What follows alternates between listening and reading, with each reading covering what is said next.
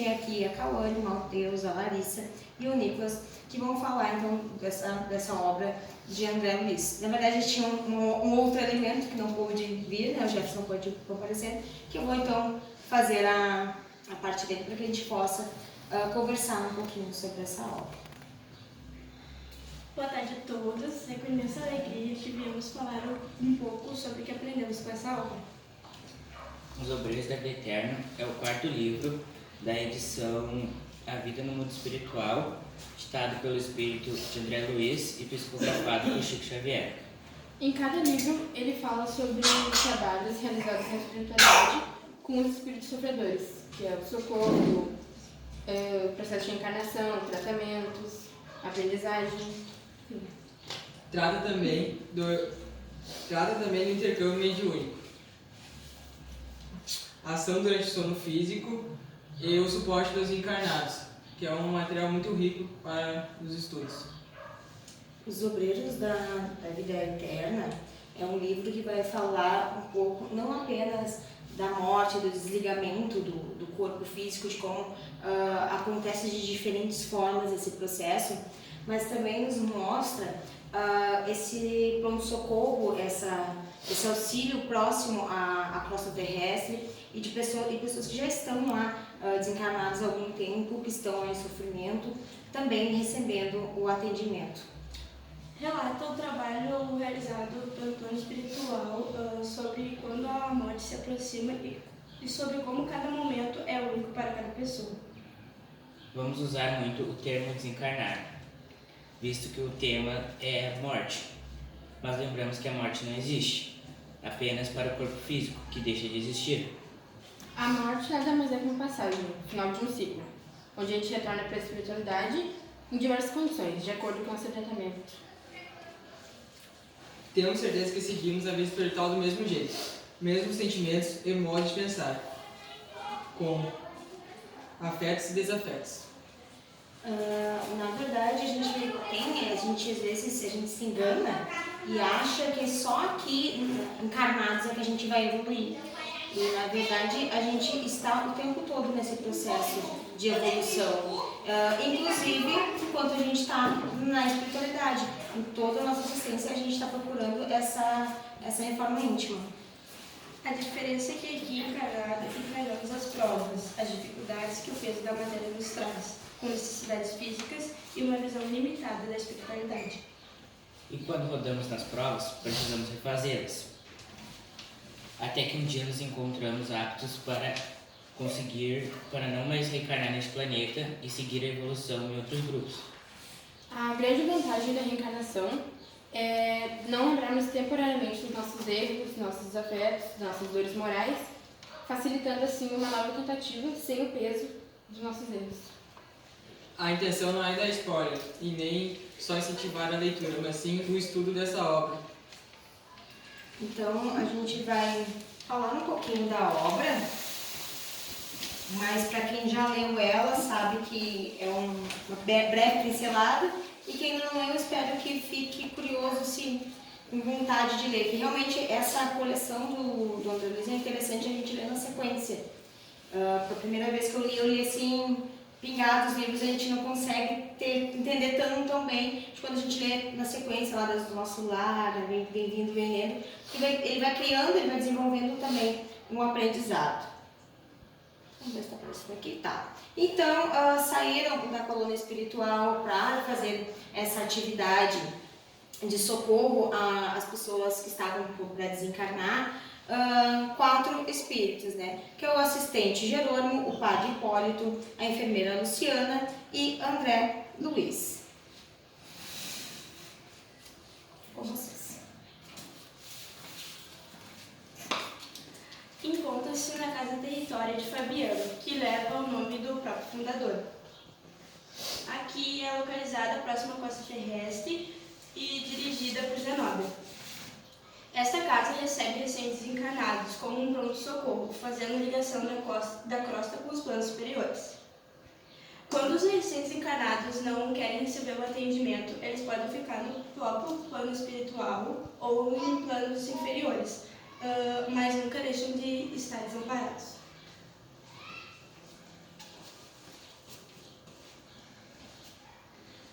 Dias antes do desencarne desses 5 espíritos que o grupo tem a missão de ajudar no desligamento do corpo, enquanto os corpos dormem, são levados para o plano espiritual, para que comece a se preparar para o desligamento do corpo.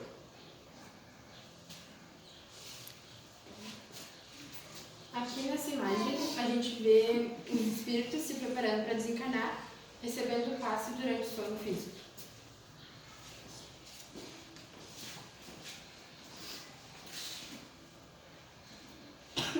Então a equipe que André Luiz fazia parte, ele veio para o nosso globo, né, para a Terra, né, ali na área do Rio de Janeiro, para acolher esses trabalhadores.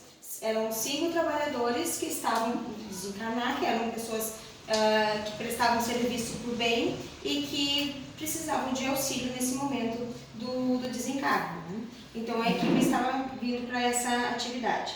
Aí eu já vou aproveitar para falar, que a gente não comentou no início, sobre a introdução dessa obra, que é bem interessante, né, que ela já traz o título de Rasgando os Véus, que eu acho bem forte, assim, né? Porque a gente, no Espiritismo, a gente estuda muito o tirar o véu, né? Que Cristo teria vindo falado sobre todas as coisas, mas algumas coisas que a gente não tinha condição de compreender ainda, ficou os véus, né? Que é aquela coisa que ficou meio incerta, não foi bem esclarecida, porque a gente não tinha condições ainda de entender. E aí, Emmanuel, quem faz esse prefácio, ele fala sobre o rasgar o véu, né? Que as obras de André Luiz, ele vem contar com riqueza de detalhes como é que é a vida espiritual, como é que acontecem as coisas realmente, e nos mostra que cada caso é um caso. Então, como é importante o Espiritismo hoje na nossa vida, para a gente conseguir entender um pouco melhor. Se a gente parar para pensar a morte, antigamente como é que era vista? A morte era morreu, acabou para os materialistas. Então, para que eu formei família, para que eu formei amizades, para que eu batalhei para conquistar coisas? Era mais fácil que eu tirava vantagens na vida, né?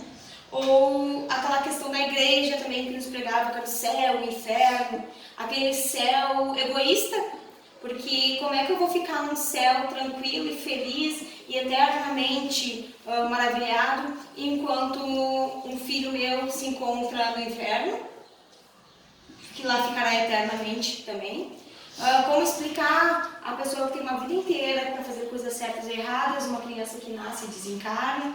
Então não nos explicava, não nos esclarecia muitas coisas que hoje, graças ao Espiritismo, a gente consegue ter essa compreensão, consegue entender o motivo de por que muitas coisas acontecem na nossa vida. E ao longo dessa obra, a gente pode avaliar que, independente das religiões, independente da vivência do espírito, cada um na espiritualidade tem um novo caminho, uma nova possibilidade, e isso nos auxilia a renovar a nossa fé, ao nosso esforço, né, de nos melhorarmos.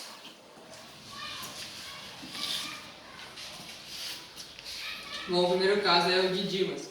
Ele morava no interior do Rio de Janeiro.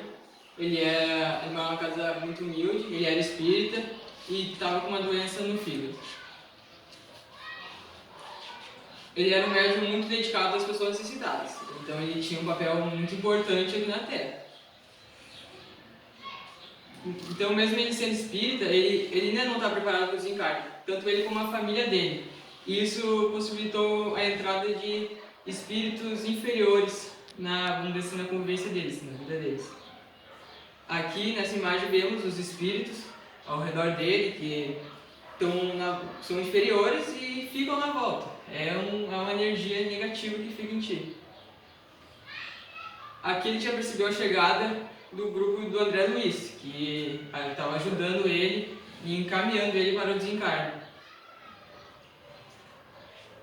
Aqui ele já recebeu a ajuda da mãe dele, desencarnada, e dos amigos também desencarnados, que estavam meio que facilitando a ida dele para o espiritismo, para o mundo espiritual. Aqui já é no enterro dele, que já se encontravam amigos e familiares, tanto encarnados quanto desencarnados, e o grupo do André Luiz. e todos são acompanhados e recebem ajuda nesse momento. Por isso é importante evitar a gente fazer brincadeirinhas ou pensamentos bobos, tentar sempre ficar concentrado ou fazer até uma prece para vir tudo mais calmo, vamos dizer assim. Aqui André Luiz encontra uma mulher presa ao seu túmulo, presa ainda ao corpo dela. Ela ainda não conseguiu sair da terra. E André Luiz até quis ajudar ela, mas Jerônimo não deixou, vamos dizer assim, por causa que se ela recebesse ajuda, muito possível ela ia até os familiares delas e, não querendo, acabasse prejudicando eles. Aqui ele encontrou outra pessoa, um homem que só falava no dinheiro, que os filhos iam pegar e roubar dele. Então ele estava muito apegado ao materialismo, ele estava dando muito valor material e não conseguindo sair da terra. Eu acho que a gente tem que focar, tem que ter um foco no espiritismo, assim, parar um pouco dar valor para o material e querer, vamos dizer assim, sair, tem que dar mais com os sentimentos, mais ajudar as pessoas do que focar no material. Por isso ele ficou nesse breu. Então, como você no caso, que é o caso do Fábio, o Fábio morava numa casa simples, humilde, no Rio de Janeiro. A sua religião era espírita também, ele era um médium passista e ele teve tuberculose. Agora vamos ver a diferença da casa dele para o primeiro caso. Vocês conseguem perceber que em cima da casa tem uma luz. Vocês lembram como eram os espíritos negros, com imagens, monstros, né? Ali que eles estavam. Aí nessa casa tem essa luz. E lá dentro da casa a gente já consegue perceber os bons espíritos trabalhando, auxiliando na proteção daquele lar. Por que será essa diferença? Aí a gente olha o que ele está fazendo. A leitura do Evangelho. Tranquilamente com a sua família, mesmo doente, sabendo que vai desencarnar. Ele pede para fazer a leitura do Evangelho, pede para falar com os filhos, para esclarecer os filhos sobre a morte, explica para os filhos que a morte é uma passagem, que ali logo em frente eles vão se encontrar novamente, que eles vão ter a oportunidade de estar todos juntos. Então, além dele estar tranquilo, ele passa tranquilidade para aquela família, porque a gente sabe que a morte nunca é fácil. A gente sempre quer estar junto de quem a gente ama. Só que o nosso comportamento perante a morte vai fazer a diferença não só no desligamento do meu corpo, pela minha capacidade de ser uma pessoa espiritualizada, mas também as pessoas que me cercam, estando mais tranquilas, estando mais harmonizadas, fazendo prece, que nem o Nicolas falou, facilita o processo. Então, ele aproveita esse momento e explica para os filhos que eles vão se reencontrar, e também ele fala para a esposa para ela refazer a sua vida, para ela continuar vivendo, se tiver que encontrar um outro companheiro lá, instituir sua família, que o faça, mostrando todo o desapego, né, que deve ver o desapego do material, né, que aqui a gente está por uma passagem e que a gente precisa estar preparado para a morte.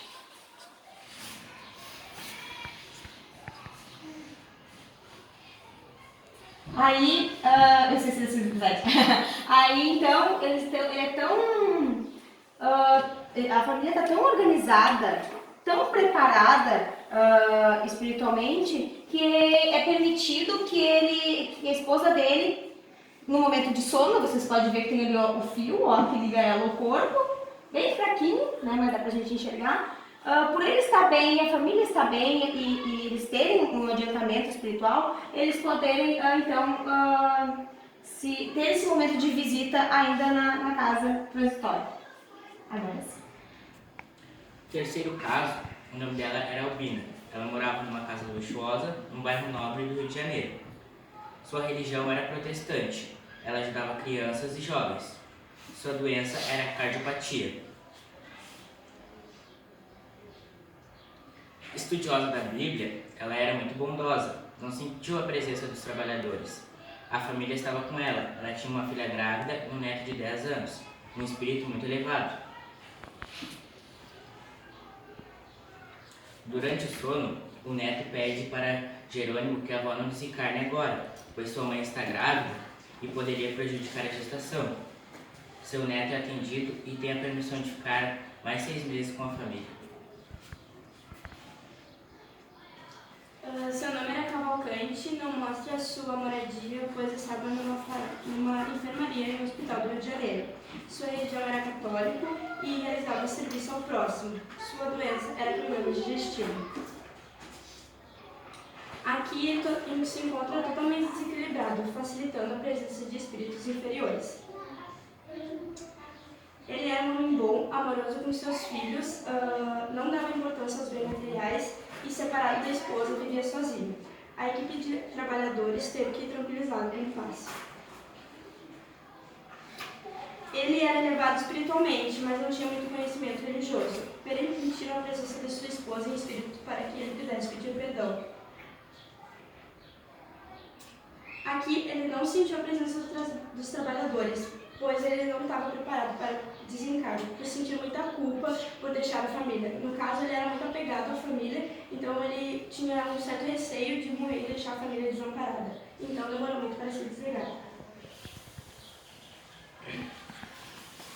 O quinto caso era a Adelaide, que ela era muito bondosa, ela servia ao próximo, ela renunciou à vida para cuidar das crianças, tanto que morava numa instituição para as crianças no Rio de Janeiro. Era espírita, ela servia ao próximo e ela era rodeada por espíritos superiores. Ela morreu de falência múltipla dos órgãos. Quando os trabalhadores chegaram, eles perceberam a luz que envolvia o quarto e que ela estava acompanhada pelos amigos espirituais dela e familiares. E quem recebeu o grupo foi o Bezerra de Menezes, que a Adelaide disse que sempre foi leal aos discípulos e que era o mestre dos mestres. E apesar das dificuldades, dos espinhos e afeições, continuou seu trabalho até o fim. Era muito equilibrada e ela orava. Bezerra de Menezes falou com ela e disse que ela estava preparada, mas ela demonstrava uma tristeza por ter que deixar os seus necessitados, mas ela sabia que alguém ia vir e ia assumir as tarefas dela. Durante o sono físico, na casa de transição, ela era muito lúcida. Ela foi recebida por Zenóbia, onde eles falaram das preocupações com os laços que ela deixava na terra. E quando ela voltou, no seu corpo, né, ela voltou bem, ela teve uma melhora. Que foi o que fez com que os seus familiares e amigos facilitassem o trabalho na espiritualidade, que eles se sentissem bem e que deixassem os espíritos fazerem seu trabalho. Na noite seguinte, né, foi preparada uma assembleia com os amigos e familiares dela encarnados durante o sono físico, no qual explicava o porquê de ela estar desencarnando agora, né? E explicava para eles se sentirem bem. E daí ela foi encaminhada com muita tranquilidade para continuar o seu trabalho no plano espiritual. Os trabalhadores voltaram para casa transitória com os recentes encarnados e na casa transitória eles se despediram e a missão foi realizada. E mais um aprendizado de André Luiz. Então, o trabalho dessa obra, que a gente vai falar agora mais um pouquinho sobre essa questão da morte, não é o trabalho de uma aula que a gente faz com os nossos evangelizandos. Então, a maioria está aqui desde pequenininho, já vem aprendendo sobre a encarnação, sobre o espiritismo. E claro que no grupo dos jovens a gente puxa um pouquinho mais para a espiritualidade, sendo a gente trabalhou muito o livro dos médiuns com eles, e para começar a despertar esse interesse pela vida espiritual, pelo trabalho mediúnico. E então eu fico bem feliz quando eu vejo jovens no sábado à tarde se disponibilizar de vir, né, de estar aqui, de estudar, de tentar decorar, por mais que a gente diga que não tem que decorar, que tem que falar sobre, mas o empenho que eles têm, que eles tiveram de apresentar trabalho para vocês. Então, antes de fazer a conclusão aqui, dar o segmento, eu queria agradecer, aproveitando que vocês ainda estão aqui na frente, ao Nicolas, ao Matheus, a Cauane, a Larissa, por todo o empenho, por toda a dedicação que vocês estão tendo durante o ano. Muito obrigada. Tá? Vocês podem sentar.